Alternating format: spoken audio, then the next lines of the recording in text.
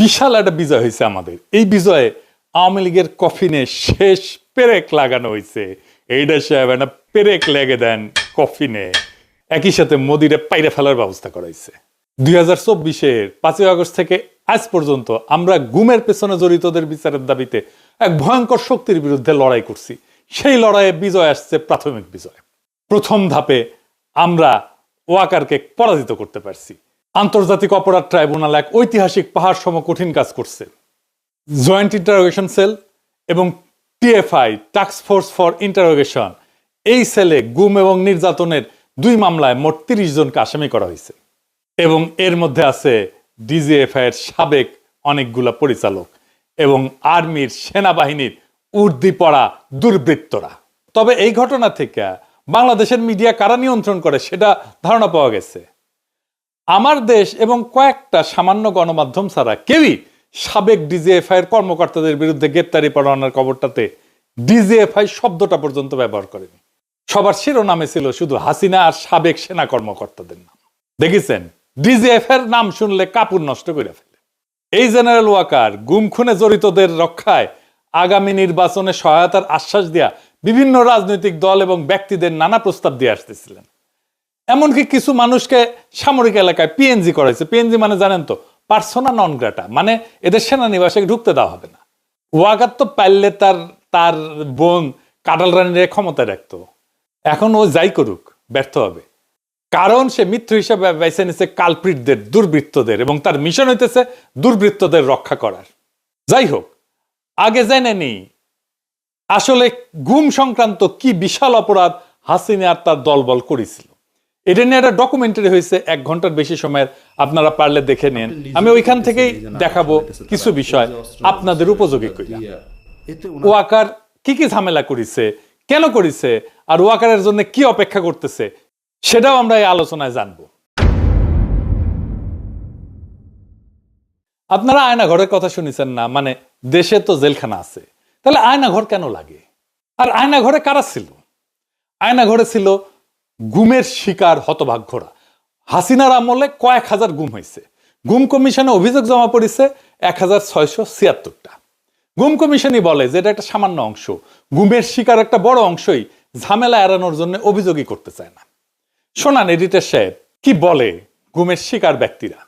ওই ওপেনলি ওইভাবে সাক্ষাৎকার দিব না, কারণ ওটা এভিডেন্স থেকে যাবে। আমার আজ হোক কাল হোক আমার তো আসলে পরেরটাও চিন্তা করা লাগবে, ফ্যামিলি আছে। এমনি তো অত্যাচারের শিকার হয়েছি, গুম ছিলাম, মিথ্যা মামলা নিয়ে জেলে ছিলাম, এখনো স্টিল নাও হাজিরা দিচ্ছি। ওই 16 সালে গুম হওয়ার কনসিকুয়েন্স এখনো বিয়ার করতেছি। আমার ফ্যামিলি স্টিল নাও সাফারার, আমার ক্যারিয়ার ধ্বংস, সবকিছু হয়ে গেছে। শুনলেন তো? তো জেলে নিতে হইলে তো একটা প্রসিডিওর লাগবে, আদালতে নিতে হবে, আপনি জামিনের আবেদন করতে পারবেন, উকিল নিয়োগ করতে পারবেন। সবার উপরে আপনার বিরুদ্ধে তো অভিযোগ লাগবে একটা, যে আপনি একটা অপরাধ করছেন, তাই না? প্রমাণ লাগবে। যার বিরুদ্ধে অভিযোগই নাই তারে কি করবে? যেমন ধরেন ব্যারিস্টার আরমান, সে তো কোনো অপরাধ করেনি। ব্রিগেডিয়ার আজমি, সে তো কোনো অপরাধ করেনি। হুম্মাম কাদের চৌধুরী, সে তো কোনো অপরাধ করেনি। তাদের তো জেলে দেওয়া যাবে না, গ্রেপ্তার করা যাবে না। তাদের রাখতে হবে এমন একটা কয়েদখানায় যেখানে দেশের আইন আদালত কিছুই কাজ করবে না, সব গায়েব করে দিবে। যারা হাসিনার শাসনের জন্য চ্যালেঞ্জ, তাদের জন্য আয়নাঘর। এবং এই আয়নাঘর করছে বাংলাদেশ রাষ্ট্রের বাহিনীগুলা। সেখানে পশুর মতো রাখতো মানুষদেরকে। আর আয়নাঘর একটা না, সারা দেশে ছিল 800 আয়নাঘর। দেখেন, প্রত্যন্ত অঞ্চলেও এরকম অনেক আয়নাঘর ছিল। আমরা জেনেছি এটার সংখ্যা কয়েকশো, মেবি 700 থেকে 800। সবচেয়ে বড় আয়নাঘর যেটা, সেটা ছিল ঢাকা ক্যান্টনমেন্টের ভিতরে। এখানে কাউকে বছরের পর বছর আটকে রাখা হইতো। কাউকে কিছুদিন আটকে রাখার পরে মনে করা হইতো তারে আর বাঁচায় রাখা যাবে না, তাহলে হয় মাইলে ফেলা হতো, ক্রস ফায়ার সাজায়, অথবা মৃত্যুটাকে দুর্ঘটনা সাজায় দেখানো হইতো। শোনেন, নতুন যারা অফিসার সংযুক্ত হতেন র্যাবে বা র্যাব ইন্টেলে, তাদেরকে বলা হতো 2-1 মোরগ নামাও বা প্যাকেট নামাও, গুলি করো।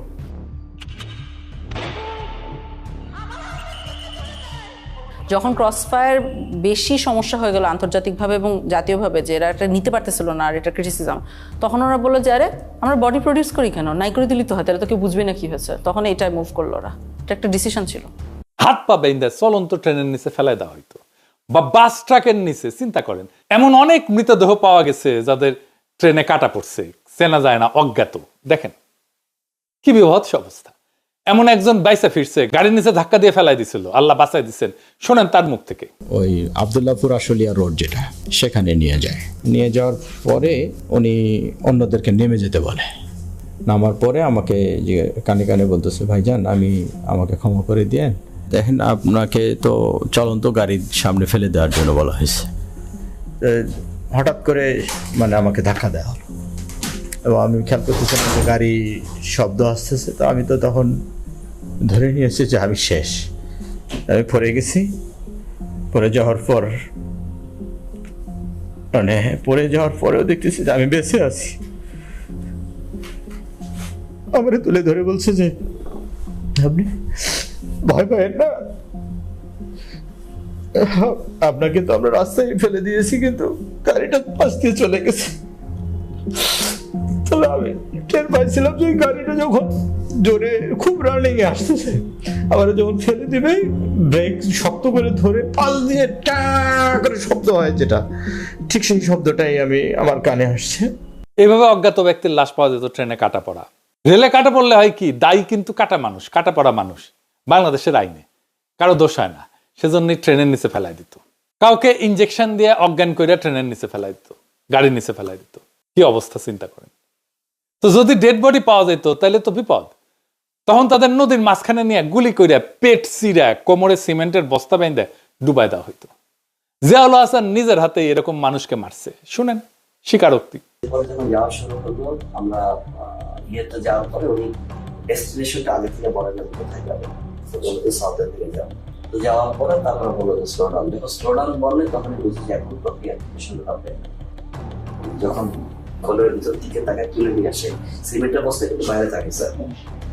খোলের মুখটা খুলে একজন করে তুলতেছে স্যার, সিমেন্টের বস্তা দিয়ে সে বেঁধে ফেলতেছে, পাতে হচ্ছে হাঁটু বরাবর গেছে, হাঁটু বরাবর গেছে। বেঁধে মায়ের কাছে সিমেন্টের বস্তা তাকে একদম কর্নারে রাখছে। সেকেন্ড মেন স্যার পিলোটা দিয়েছে, পিলোটা দিয়ে উঠেছে সব। তাদের পছন্দের জায়গাটা হলো মাথা স্যার, মানে মাথার এখানে বা এই পাশে বালিশ থেকে তারপরে একদম 6 রাউন্ড ফায়ার করে। 2 রাউন্ডটা ফায়ারের প্রয়োজনে কখনো তার মনে হচ্ছে কারো হাত কেঁপে গেছে, তখন উনি বলতে পারছেন।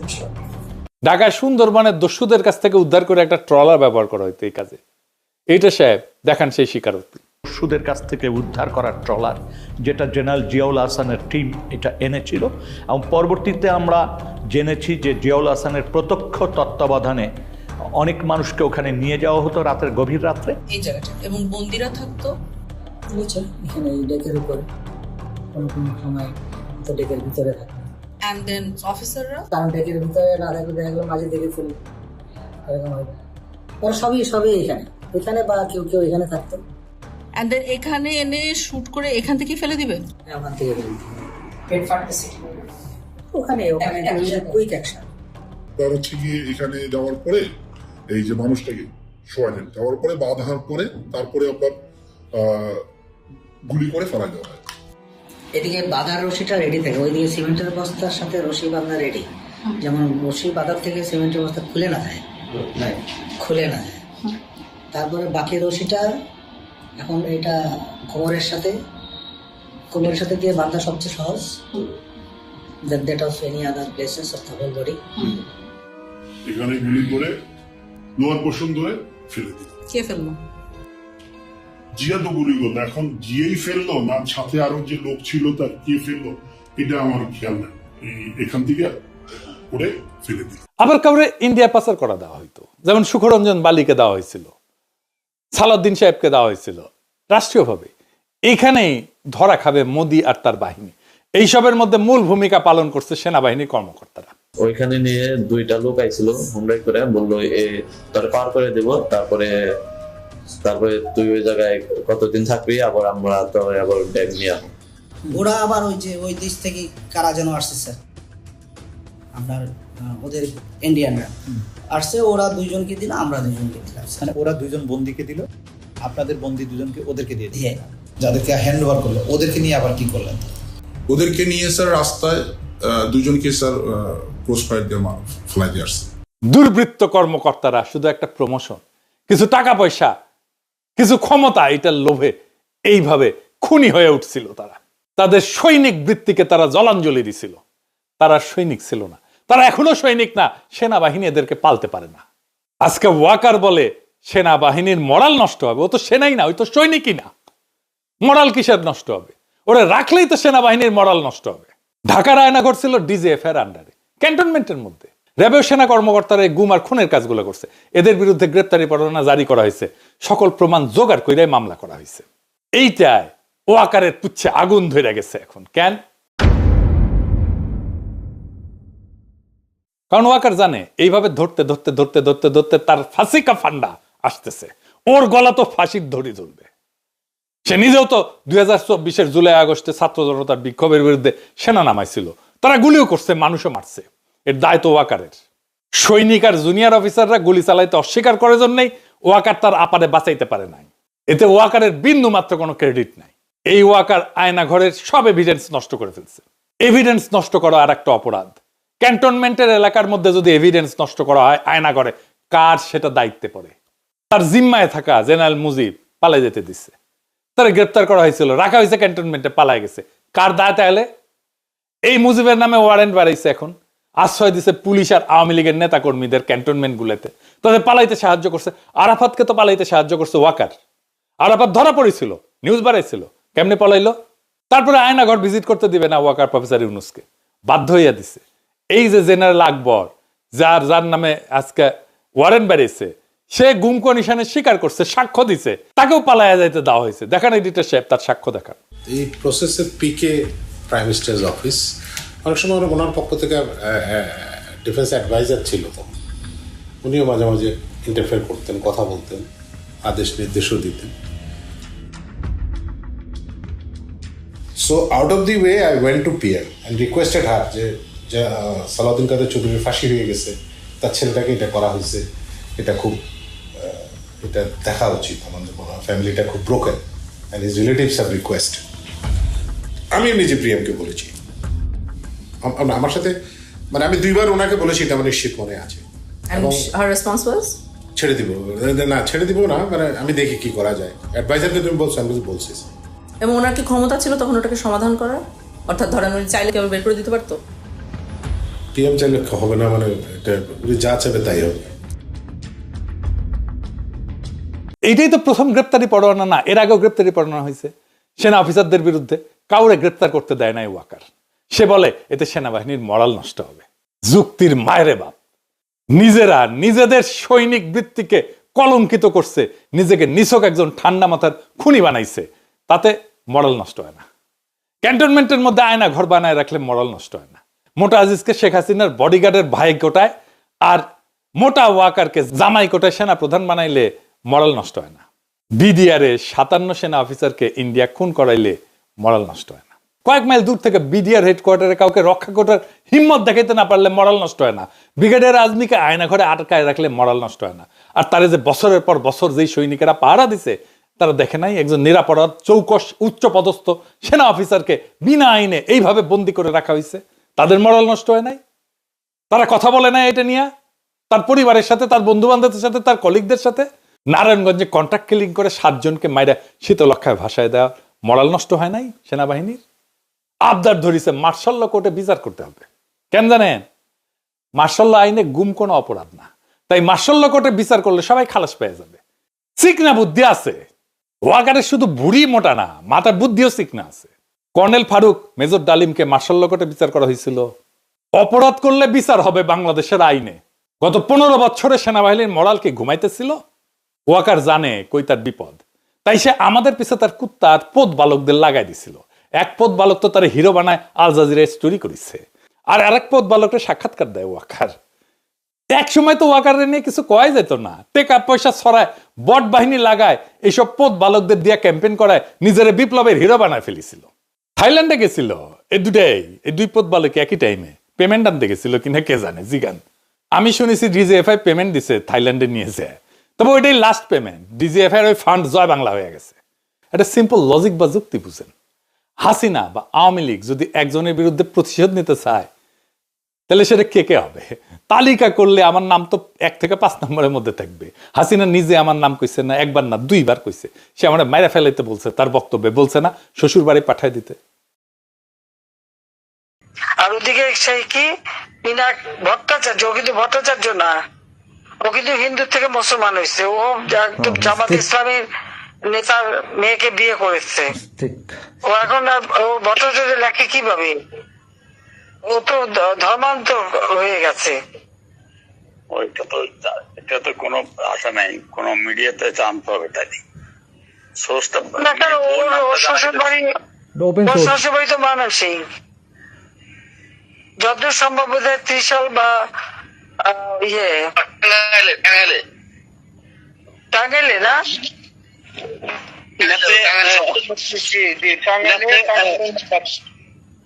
জামাতে ইসলামের নেতা না, জামাতে ইসলামের নেতা কিন্তু তার মেয়েকে তো এই বিধর্মীর সাথে বিয়ে দেবে না, নিশ্চয়ই তার মুসলমান বানাইছে। এই যে সুশান্তের সাথে শরীফ আজাদ, ডাক্তার আইজু নামে লাদায়, সে তো আমাকে খুন করার আহ্বান জানাইছে। শোনান এডিটর সাহেব। পিনাকি ভট্টাচার্য, ফ্রান্সের একটা লয়ের কথা বলি, if you kill someone you don't need to death penalty, maybe life in the prison 10 years 12 years. ফ্রান্সে কি বাংলাদেশের মানুষ নাই? পিনাকির মতন একটা কুকুর এই ধরনের কাজ করে যাবে আর বাংলাদেশের মানুষ এখানে বসে আছে? অ্যাসাইলাম মারা একটা কুকুর এখানে বসে আছে। এই কুকুরটা গলা কাইটা যদি এখানে কোনো মানুষের ডেথ পেনাল্টি হবে না, life in the prison. I am challenging. I am sorry. শুনিছেন? আচ্ছা এডিটর সাহেব আবার শোনান তো, হাসিনা আমাকে নিয়ে কি কইছে 2বার, এটা শোনান। মাননীয় নেত্রী আমরা সব জানি, এবং আমরা যত কিছু করার আমরা তার বিরুদ্ধে ব্যবস্থা করবো। আমরা তার বিরুদ্ধে ব্যবস্থা করবো। আমরা আওয়ামী লীগ তো আমার বিরুদ্ধে মিছিল করে প্যারিসে আইসা।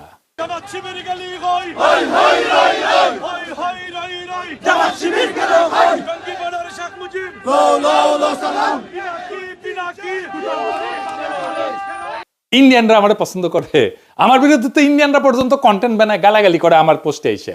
দেখেন তো, নাস্তিক যেগুলো আছে সব কয়টা তো আমার গেলায়, তাই না? বাম যেগুলো আছে সেগুলো তো আমার গেলায়, তাই না?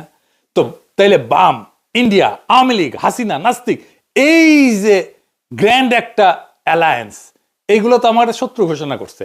তার মানে আমি গ্রেটার আওয়ামী ইন্ডিয়া যে শক্তি, তার বিরুদ্ধে দাঁড়ায় ফাইট করি। আমার চাইতে বড় অ্যান্টি আওয়ামী আর ভারতীয় আগ্রাসন বিরোধী ভয়েস কয়টা আছে? সারা দুনিয়ায় ভারতীয় পণ্য বয়কট আন্দোলন করেছি, সাকসেসফুল আন্দোলন করেছি। তার মানে আমার পিছে যারা লাগে তাদের ফুয়েল কই থেকে আসে এটা বুঝেন একবার। সব কয়টা ইন্ডিয়ান লেসপেন্সার, এদের মিশন আমারে থামায় দেওয়া, পারে নাই? হ্যাঁ, পারবেও না ইনশাল্লাহ। কারো রাজনীতিটা পরিষ্কার থাকলে তারা থামানো যায় না, এটা তো সহজ কাজ না। যাই হোক, এই ওয়াকার আওয়ামী লীগরে মাঠে নামাইছে তো, সেনাবাহিনী একটা আওয়ামী লীগরে ধরছে, এটাও ধরে নাই। আওয়ামী লীগের মিছিলের পাশ দিয়ে আর্মির গাড়ি যায়, ভিডিও আছে। সেনাবাহিনী প্রেস কনফারেন্স করে, সেখানে হাসিনার গোয়াচাটা সাংবাদিকরা প্রশ্ন করে, বিদেশ থেকে ইউটিউবাররা সেনাবাহিনীর বিরুদ্ধে বিষোদ্গার করে, আপনারা কি করতেছেন? আমি বলে দিই উত্তরে, সাংবাদিকের বাচ্চা বালটা করবে আমাদের। আর সেনা অফিসার যে উত্তর দেয়, গাইগিলকেরা উত্তর দেয়, আপনারে কইতেছি এইসব প্রশ্নের বালসালের উত্তর দেবেন না। ওই সাংবাদিক তো কখনো প্রশ্ন করলো না হার্পিক মজুমদার যে অস্ত্র হাতে যুদ্ধ করার কথা কইলো রাষ্ট্রের বিরুদ্ধে, এই ব্যাপারে সেনাবাহিনীর মতামত কি? জানেন না এই হার্পিক যে অস্ত্র ধরে যুদ্ধের কথা বলছে, একবার না একাধিকবার বলছে। আজ শোনেন একটা। আমি আবারও আপনাকে বলি যে সশস্ত্র সংগ্রাম, গেরিলা প্রস্তুতি, এগুলো আমাদের জন্য জরুরি এবং সেটা আমাদেরকে ভাবা শুরু করা উচিত। আমি মনে করি বাংলাদেশ আওয়ামী লীগের এসব পুতু রাজনীতি করার সুযোগ নাই। আমরা দেখব যদি ভালোই কাজ হবে, কিন্তু দেশ যদি এইভাবে পাকিস্তানের দিকে চলে যেতে থাকে, সশস্ত্র সংগ্রাম এবং আমাদেরকে এই গেরিলা সংগ্রাম বা আরেকটা মুক্তিযুদ্ধ ছাড়া আমাদের কোনো রাস্তা নাই। আমার কথা স্পষ্ট, কোনো রাগঢাক নাই এবং অস্ত্র হাতে যুদ্ধ ছাড়া আমি অন্তত পক্ষে কোনো উপায় দেখি না, এবং সেটা আমরা করব। কইছেন এটা নিয়ে সাংঘাতিক হাসিনার গোয়াচাটা সাংঘাতিক।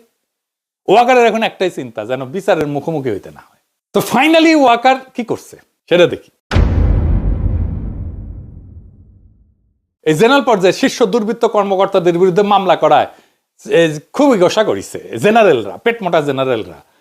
সেনাবাহিনীর টপ অফিসাররা জরুরি সম্মেলন বসছে আজকে যখন রেকর্ড করেছি। ওয়াকার সহ 56 জন জেনারেল এই যে আইসিটি যে আদেশটা করছে, যে আদেশ জারি করছে, তীব্র প্রতিবাদ জানাইছে। পরিস্থিতি অন্যদিকে মোড় নিতে পারে। প্রাক্তন সেনা প্রধানদের আর্মি হেডকোয়ার্টারে ডাকা হবে জানা গেছে, এবং প্রাক্তন সেনা প্রধানরা কেউ যাবেন না ওইখানে। এবং এটা নিয়ে যদি কিছু করতে চায় ওয়াকার, তবে প্রফেসর ইউনূসকে আমি বলবো জরুরি ভিত্তিতে দেশবাসীকে অবহিত করার জন্য। ওয়াকার সেনাবাহিনী ইনস্টিটিউটটার এই খুনি জেনারেলদের রক্ষায় নামাবে, এই তার খায়েশ। সে মনে করে তাইলে আসলে সেও রক্ষা পাবে। আমি আজকে কয়ে দিলাম, সেনাবাহিনী এটা করতে গেলে ধ্বংস হয়ে যাবে। এই গুম যারা করছে তাদের সন্তানদের কান্না শোনেন নাই? এডিটর সাহেব শোনান।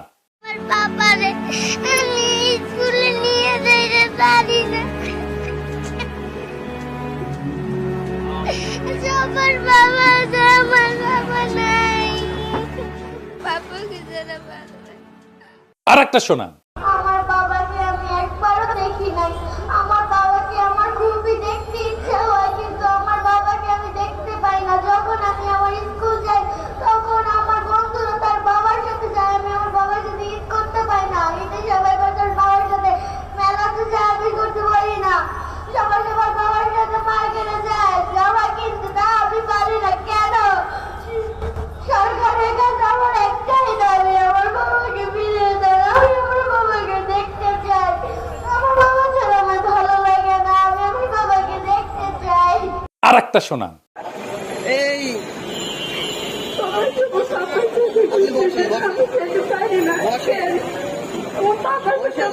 করতে বলছে,